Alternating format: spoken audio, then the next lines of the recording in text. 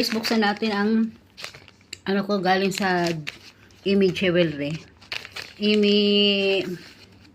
Ano yan? Jewelry, ano yung pawn shop. Ano, basta sa TikTok ko siya, ano, sa Imi Jewelry, pawn shop. Imi Jewelry shop. Basta kay Imi to. Sabi daw nila, kailangan mag-video pag magbubukas. Baka daw sira ang item. Buksan natin. Buksan daw. Baka daw may damage ang item. Bakit nila i-discuss kung damage? Diba? Dapat i-check nila. Huwag nila i-discuss kung damage. Pakita nila. Ito siya guys. So, tingnan natin. Ano to? Chain. Rope chain. Hala! Akala.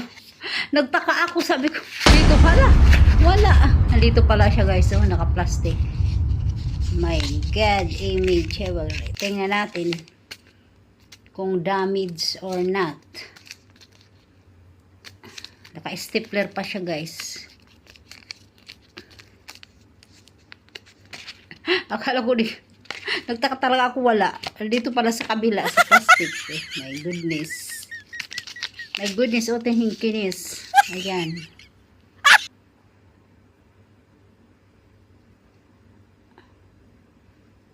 Kasi sabi niya, tingnan kung may damage. Wala namang damage.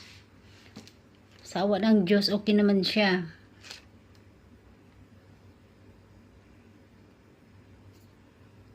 Kasi gaganyan-ganyan ni ano eh, yung nagla-live siya.